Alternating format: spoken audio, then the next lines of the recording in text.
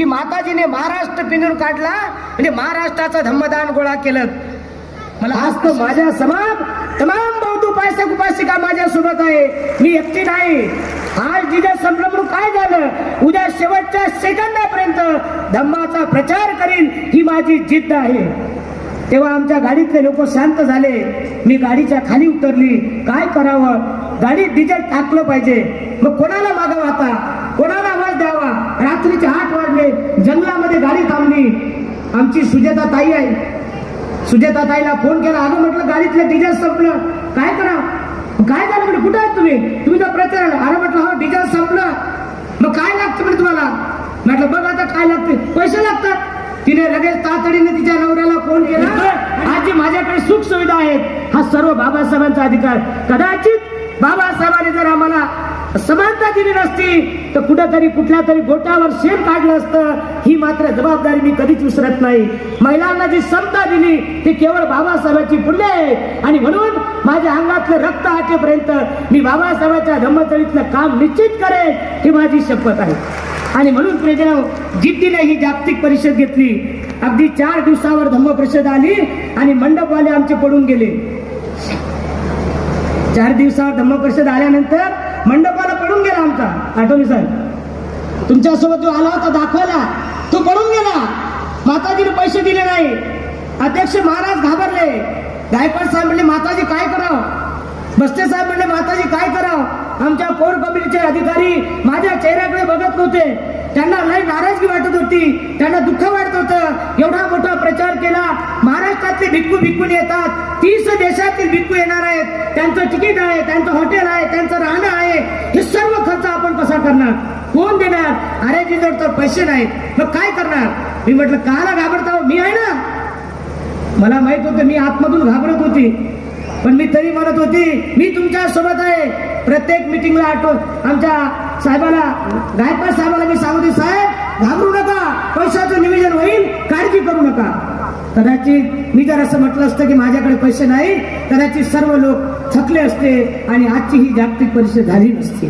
प्रियजनो, या प्रस्तावित मध्ये मला एवढंच सांगायचं आहे की औरंगाबाद शहर आमचं धार्मिक आहे, श्रद्धावान आहे. परंतु मला वाटतं माझी चूक झाली अशी व्हावी, मी जास्त वेळ दिला नसावा. मला असं म्हणण्यास काही हरकत नाही, कारण चूक स्वीकारणे हे सुद्धा मोठेपण असते. आणि शेवटच्या सेकंदापर्यंत आठवले साहेब, मी उपासकांच्या घरी दान मागायला गेली. 25 तारखेच्या 10 वाजेपर्यंत मी लोकांकडे होती. उद्याची परिषद आहे, मंडप टाकायचा आहे, मला धम्मदान द्या. सारे लोक इथं येऊ लागले, इथं फोन करतात. आणि मी लोकांच्या घरी होती. भीती एवढीच वाढत होती, जर मंडप पडला नाही परिषद होणार नाही. हे 30 देशातले लोक येणार नाहीत, 30 देशातले भिक्खू येणार नाहीत. आणि प्रियजनो, दत्ताभाऊ बनसोडे आमचे गणेश बंधू यांच्या माध्यमातून अनिल कुमार बस्ते साहेब हिमतीने त्यांच्याकडे गेले आणि ते विशेषतः या देशात, आपल्या जगातल्या 30 देशातून आलेले वेगवेगळे प्रतिनिधी, ज्यांचं मी मगाशी व्याख्यान ऐकत होतो. आणि अतिशय एक एक भाग आमच्या पंचशील तत्वाचा काय आहे, त्याचा अर्थ काय, तो आम्ही कसा अंगीकारला पाहिजे, या पद्धतीचं काम एक एक भिक्खू, एक एक भंतेजी आपल्या मनावर बिंबत होते. त्या कामामध्ये मी जास्त आपल्याला वेळ घेऊन भाषण करणार नाही, कारण माझं ते ज्ञान नाही. इथं बसलेले जे मान्यवर आहेत ते वेगवेगळ्या देशातून आले, ते आपल्याला या जागतिक बौद्ध धम्म परिषदेमध्ये मार्गदर्शन करणार आहे. परंतु परमपूज्य भिक्खूनी नाही धम्मदर्शना नको वरती बोलतील ना ते, यांची मी ती डॉक्युमेंटरी क्लिप बघत होतो, तुम्ही पण पाहत होता. आणि तेव्हा त्यांच्या डोळ्यामध्ये अश्रू येत होते. काय परिस्थिती होती, या उजाड माळ रानावर, ज्या भीम टेकडीवर उजाड माळरान होतं, तिथं बाग फुलवण्याचं काम, धम्म प्रसाराचं, या परमपूज्य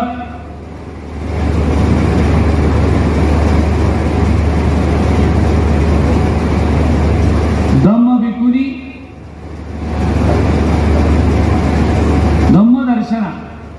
महादेवी यांनी मोठ्या प्रमाणात केलं आणि इथंच थांबले नाही. उजाड माळावर जी धम्मप्रसाराची बाग फुलवली त्याच्याबरोबरच सामाजिक उपक्रम सुद्धा राबवले. मी यापूर्वी या भीमटेकडीवर आलो होतो. मला या ठिकाणी एक गोष्ट सांगितली पाहिजे की निश्चितच या भीमटेकडीचा विकास करण्याच्या दृष्टीने त्यांनी जो ध्यास घेतला आणि आपण एक काय सांगितलं अरे दादा की याचा प्रसार करत असताना मला काही यश आलं अपयश आलं मी खचले नाही. आणि म्हणतात ना एखादं यश आल्यानंतर माणूस पुढे जातो आणि बोलत असतो. परंतु भिक्खुनी धम्मदर्शना यांनी ठरवून टाकलं उठणार नाही मातणार नाही घेतलेला वसात टाकणार नाही. जो प्रसार हाती घेतला तो प्रसार थांबवलेला नाही. म्हणून मला आपल्याला या ठिकाणी एक गोष्ट सांगितली पाहिजे की अतिशय चांगला स्तुत्य उपक्रम या जागतिक धम्म परिषदेच्या निमित्ताने आपण या ठिकाणी आयोजित केला. मला आपल्या सगळ्यांना या कार्यक्रमाच्या निमित्ताने हार्दिक शुभेच्छा द्यायच्या आणि मी आमच्या या धम्मदर्शना महादेवी यांना सांगणार आहे की माझ्या लायक काही सेवा असेल. मला आठवले साहेबांना एक गोष्ट सांगितली पाहिजे. आठवले साहेब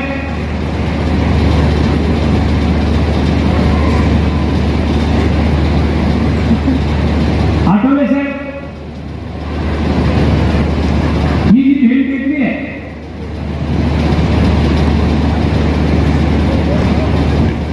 ही भीम टेकडी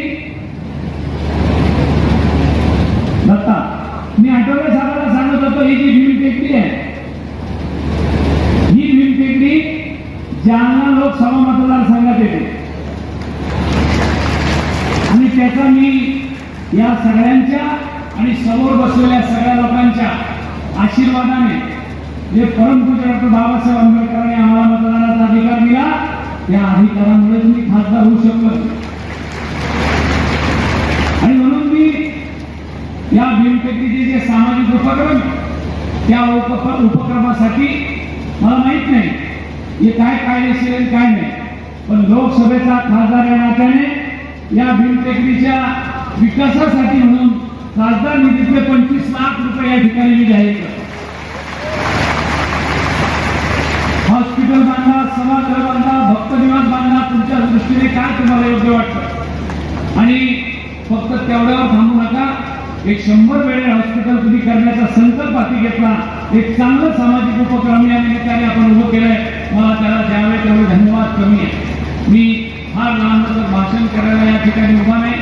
मी पुनश्च एकदा मी धन्यवाद देतो आदरणीय केंद्रीय मंत्री रामदास आठवले साहेबांना की आपण वेळात वेळ काढून आमच्या या संभाजीनगर औरंगाबादच्या बौद्ध जागतिक परिषदेला जागतिक बौद्ध धम्म परिषदेला आपण आलात त्याबद्दल या भागाचा खासदार या नात्याने आपलं स्वागत करतो.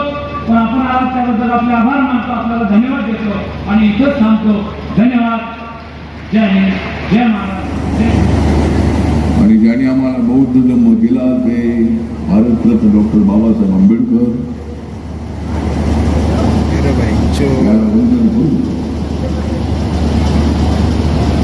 मी सांगतो ए भारत नेशना, ए भारत नेशना. आजची जागतिक परिषद आयोजित करणाऱ्या भिक्खुनी आहे धम्मदेशना.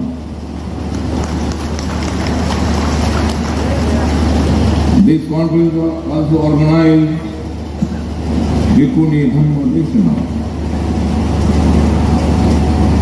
Her work is also very hard work. And she organized this Buddhist conference, World Buddhist Conference. Near about 30 countries, bhikkhus are also present here. And as a Minister of Central Government of India, I welcome all the bhikkhus who came from all over the world.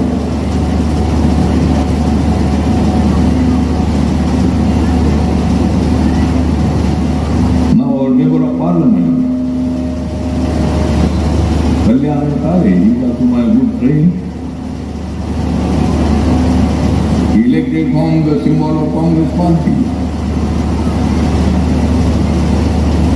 Last many years I was also with Congress Party. But now I am in National Democratic Alliance in India. आणि कल्याण काळे यांनी 25 लाख रुपये या बुद्ध धम्माच्या कामासाठी bank केली आहे. माझा खासदार fund जो मी राज्यसभेवर अजून एप्रिलपर्यंत आहे आणि नंतर आता माझी अनाउन्समेंट लवकरच 6 वर्षासाठी होणार आहे. 24 पासून 32 पर्यंत खासदार राहणार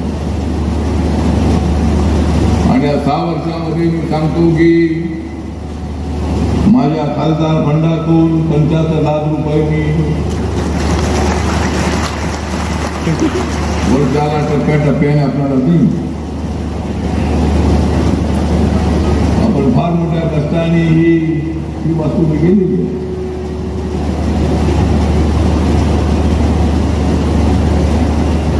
ही वर्ण मी आता येताना पाहिली वाकडी तिकडी. मी छत्रपती संभाजीनगरमधून आज बाहेर येताना मी पाहिली वर्ण वाकडी तिकडी. तरी मी येऊन पोचलो भीम तिकडी.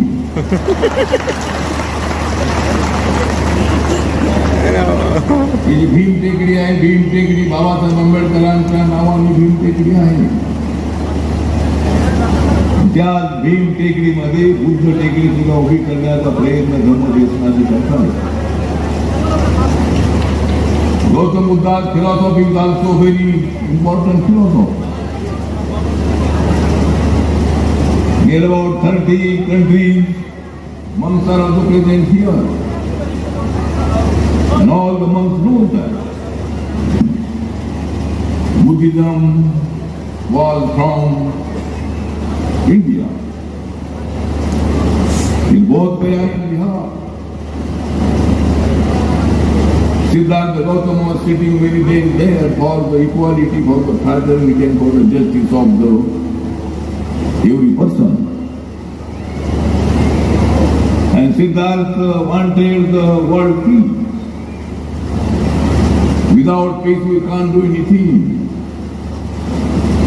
विश्व शांतीचा जो विचार आहे हा विचार गौतम बुद्धांनी मांडलेला आहे. विश्व शांतीचा विचार जसा बुद्धांनी मांडलेला आहे तसा समतेचा विचार बुद्धांनी मांडलेला आहे.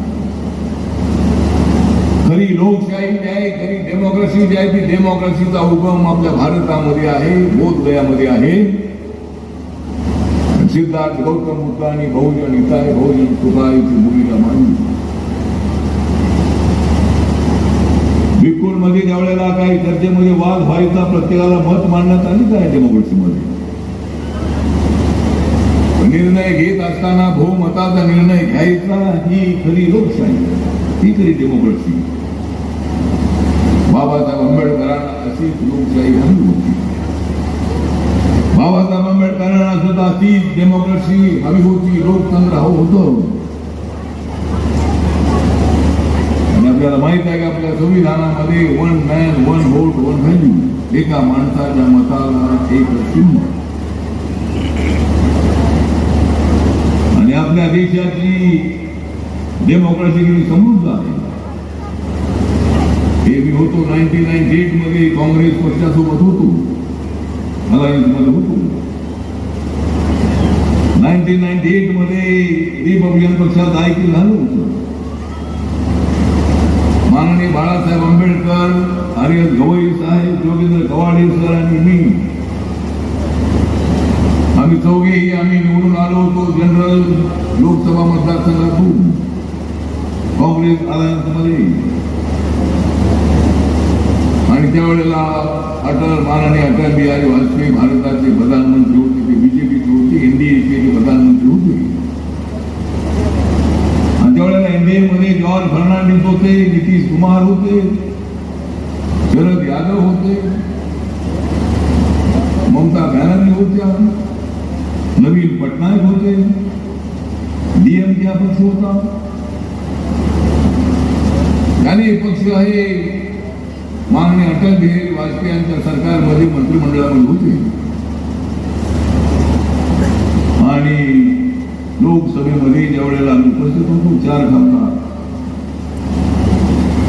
त्यावेळेला आपण सगळ्यांना माहित आहे 1998 मध्ये 28 वर्षापूर्वी लोकसभेमध्ये अविश्वासाचा ठराव आला माननीय अटल बिहारी वाजपेयी यांच्या विरोधामध्ये आणि माननीय अटल बिहारी वाजपेयी यांचं सरकार एकच मतात झालं. Now and press the bell icon. Never miss an update.